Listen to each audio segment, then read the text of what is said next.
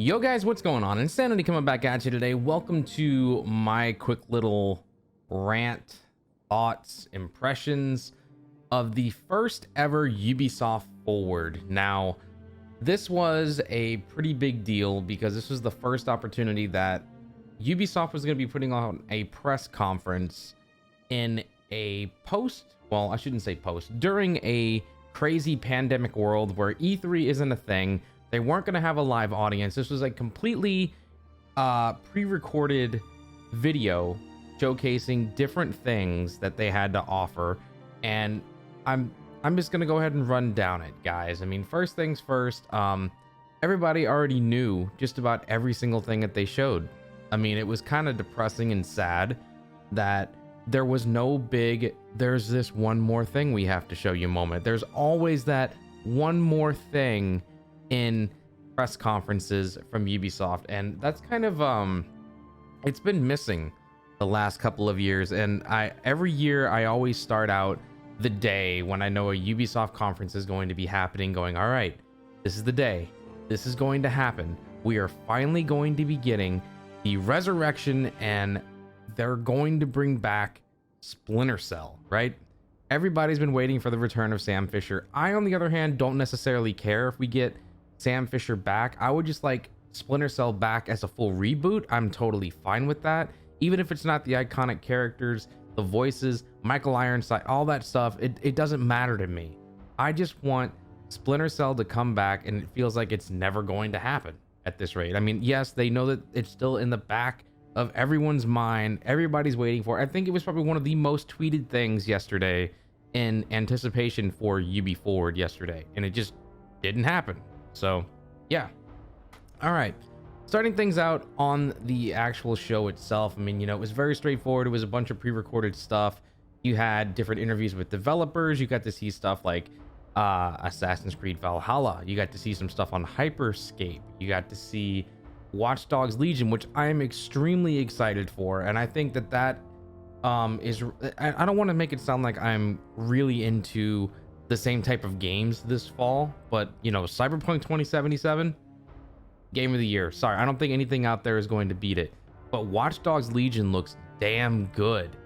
It looks really good. So Assassin's Creed Valhalla, Hyperscape, Watch Dogs Legion, and then they dropped in the first ever trailer that was leaked the day before, might I add. Not to mention Far Cry 6 was leaked first over on the PlayStation Store on some overseas server. I don't know which one it was. All I know, it was the PlayStation Store that leaked it first with the date and everything.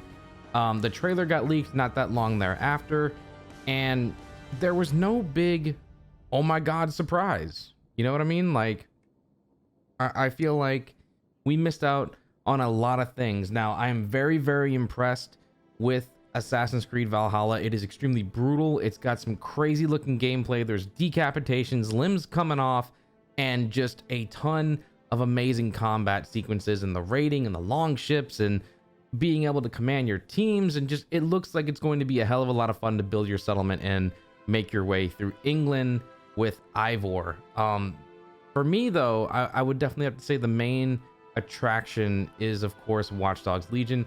Hyperscape I played during the technical test. It's in open beta now, but you can go ahead and download over on PC. They said the console version is coming, Xbox One and PS4, so that's going to be more in the future. But if you want to go ahead and get your hands on it right now, you can go ahead and head on over to the Uplay app on your PC and start playing today. Now, for me, Watch Dogs Legion was supposed to be out earlier this year. It was supposed to be out in March. They did a nice little delay on it. They gave a lot of feedback on the things that they were able to change. A lot of that has to do with the skills in particular, and how you're going to be able to go ahead and work with each individual character that you recruit for DedSec. I mean, it's going to be absolutely insane, the amount of people and character types and the way that you get to play. It's a pure open sandbox for the way that you want to play. It's a stealth game, it's a full action game, it's a shooter, it's a open world driving simulator, even though it's going to be more of an arcade driving experience. Don't ever put simulator and arcade together. Driving fans will go nuts. There's hacking, there's a million things to do, and I really do feel that Watch Dogs Legion is kind of it's given the series like a resurgence in the fandom, and it makes it kind of feel like when Watch Dogs was first announced and released, and everybody got to see that crazy video when there was so much going on when it was first revealed with Aiden Pierce and all that. It's crazy to see how far it's come and how much the community is actually getting behind this, and everyone that got to go hands-on with it for 4 hours to do like a little preview of gameplay and things like that, they said 4 hours wasn't enough.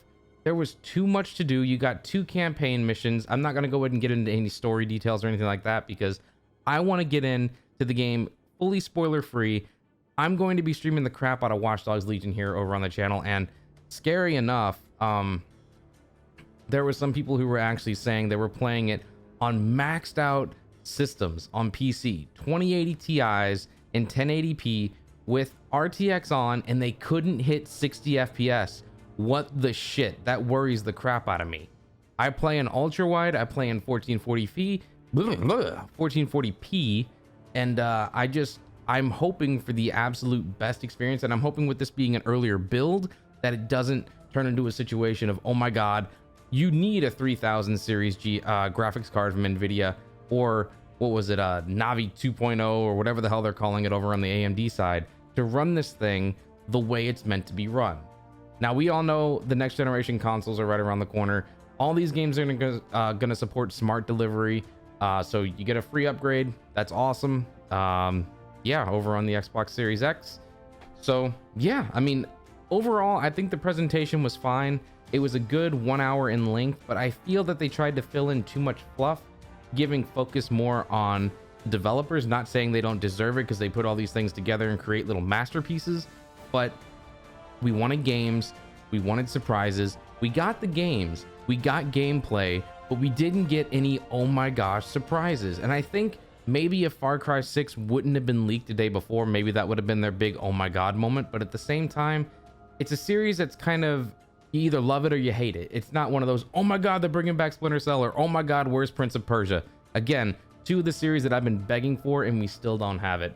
Yeah, I mean, that's a quick little look at everything that we have going on for UbiForward. But before it was all said and done, they did indeed say that there's going to be a second UbiForward later in the year. They're going to be focusing more on game updates, announcements, and hopefully then we will get a little small glimpse into the future of what is coming with Ubisoft. And hell, maybe the Division 2 will have something to showcase that's not just talking about rubber duckies in the open world. I'm sorry, I felt like that was a slap in the face of the community. Yes, Easter eggs are cool, but when you hear Easter eggs in the Division 2 and a conference situation, you're automatically going to think hunters, and you're going to think, oh my god, what type of mode are they going to throw in our face that's going to involve these guys? And none of that happened. But yeah, all right guys, so here's the deal. 100% on YouTube, you got me. My Twitch affiliate account is officially closed for business. It's no longer there. If you are a subscriber there, that will no longer renew and all of that good stuff. So if you are a channel member here, thank you so much. If you're a subscriber, you're amazing. If you hit that like button, if you hit the dislike button, whatever. But for those of you who are looking for a one-stop shop to go ahead and try and put your support right there, I am going to be opening up a Patreon. Yes, Patreon is officially going live here over on the channel. I'm going to have the link down in the description below. This is the very first time it's being advertised, and I'm not going to throw it in your face, guys, but what I would like to do is at the end of all these videos, I'm going to go ahead and start doing some type of little crazy thing all over the screen here for you guys to go ahead and see channel members' names, patrons, all that good stuff from Patreon. And I got to come up with some better and awesome little rewards for each of the tiers that come along with it. But yeah, let me know what you guys think. Would you rather support me over on Patreon and just strictly have super chats here and maybe just the cheapest of the cheap membership so that you can do spamming of all your emotes? Or what do you want to do? For those of you who are current, sign off in the comments down below, yell at me over on Discord, whatever it may be. I'm Insanity. Like if you haven't, sub if you're new, and I'll see you all again very soon. Ubisoft, don't let us down in round 2. I'm out of here. Peace.